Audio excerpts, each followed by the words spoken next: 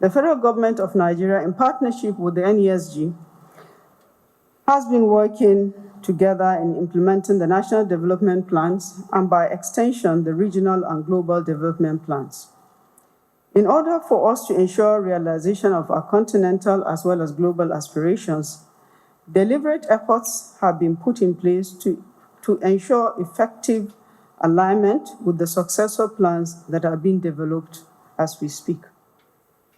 At this juncture, let me also state that this administration is fully aware of the current economic situation and is working round the clock to reverse the trend and restore the economy on the path of sustainable, inclusive growth. To achieve this, government had developed an economic sustainability plan to cushion the effect of the COVID-19 pandemic and is already vigorously implementing these policies that are aimed at stabilizing the economy. The principles behind the ESP is one, taking action to stimulate the economy by preventing business collapse through ensuring liquidity. Two, retaining and creating jobs through support to labor-intensive sectors such as agriculture and direct labor interventions. Three, undertaking growth-enhancing and job-creating infrastructure investments in roads, rails, bridges, solar power, as well as communications technologies. Four, promoting manufacturing and local production at all levels and advocating the use of made in Nigeria goods and services, as well as creating job opportunities.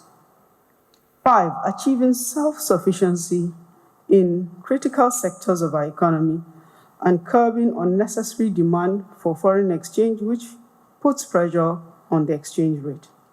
And six, extending protection to the very poor and vulnerable groups, including women, persons living with disabilities, through proper spending. So although we are facing very difficult times, I must say that some progress is being made. On Friday, as reported by my colleague, the National Bureau of Statistics released our third quarter GDP report.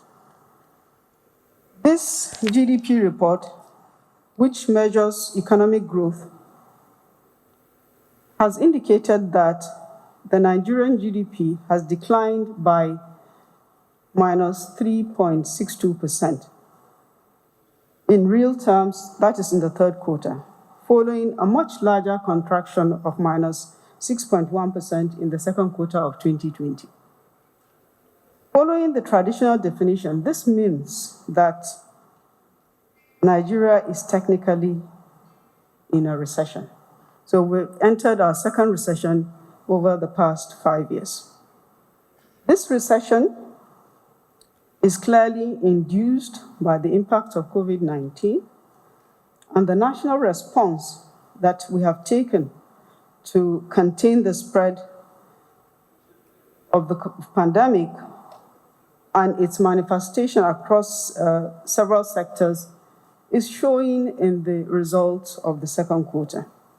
So for the third quarter, for the 3 quarters combined for 2020, the aggregate GDP decline is minus 2.69% year-on-year.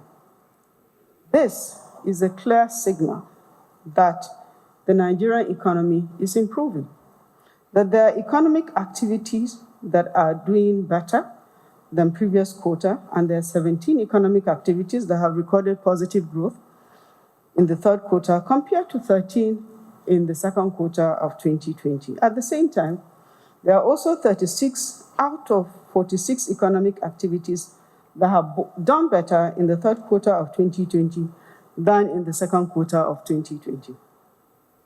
The oil sector was largely responsible for the slowdown in the economic activity in this third quarter, as it recorded a very sharp contraction of minus 13.89%, the largest decline in this quarter in the past 14 quarters. The slowdown in global economic growth and oil demand consequent upon COVID-19 pandemic, as well as our obligations to meet OPEC cuts, were principally responsible for the slowdown in the oil and gas sector.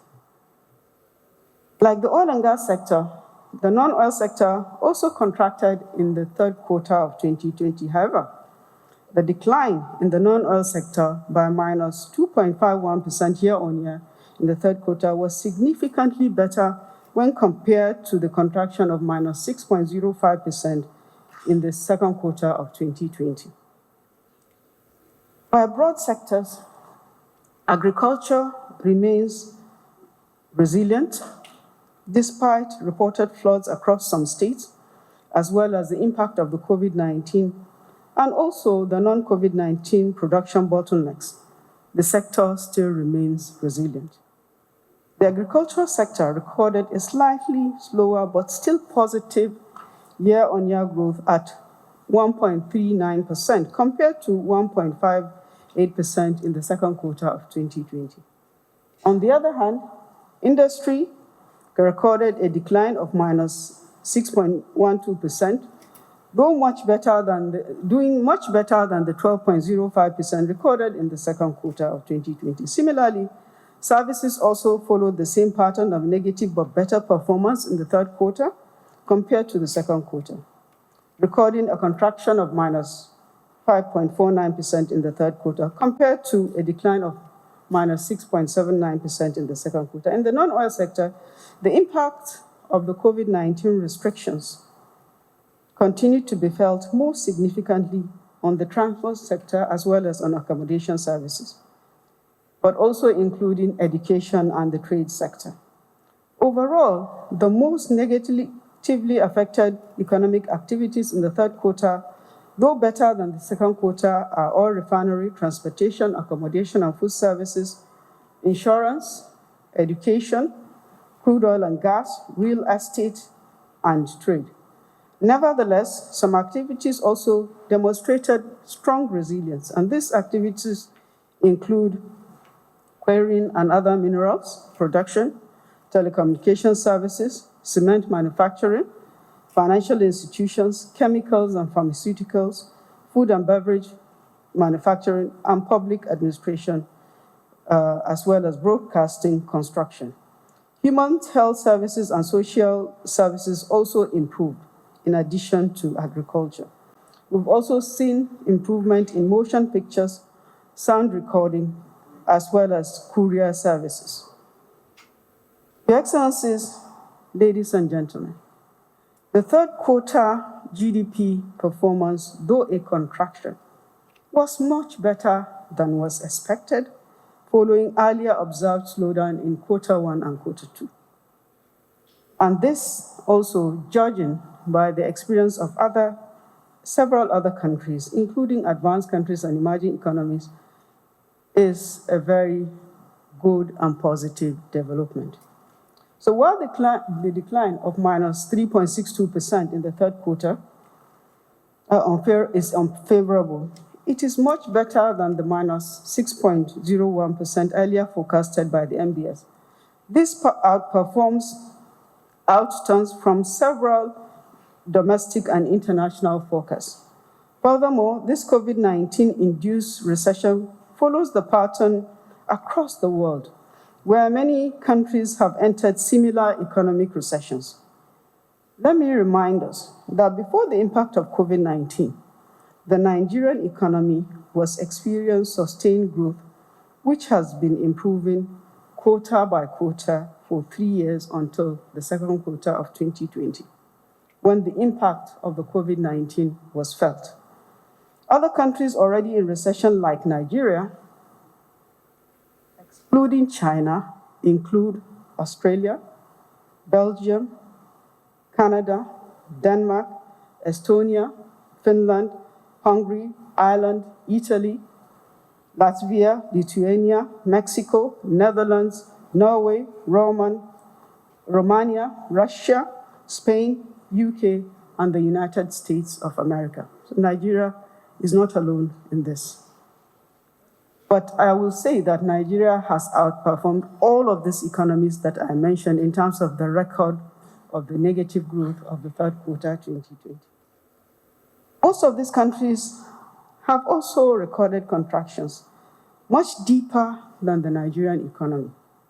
It is also expected, for example, that South Africa, that recorded a decline of minus 50% compared to Nigeria's minus 6.1% in the second quarter, will also record a deeper negative growth in the third quarter.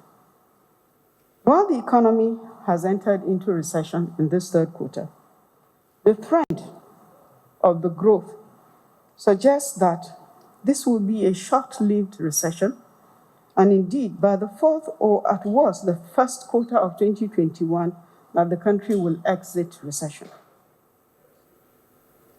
The National Bureau of Statistics had earlier on forecasted that Nigeria will close with a negative growth of minus 4.4%. But the third quarter performance shows that this trend will not be so.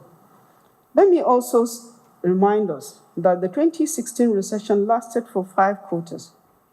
And if trends continue, the current recession may just last for 1 quarter.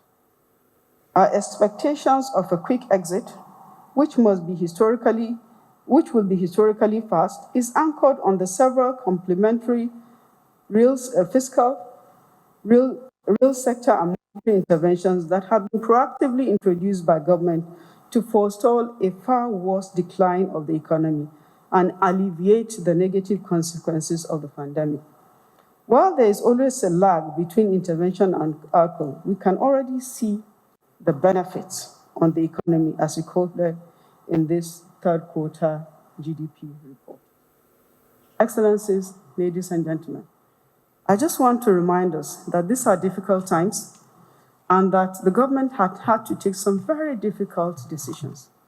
There are some reforms that have been taken that could not be taken for years. And while we recognize that things are very difficult, let us encourage the people that are working on these reforms so that they can have the strength to continue.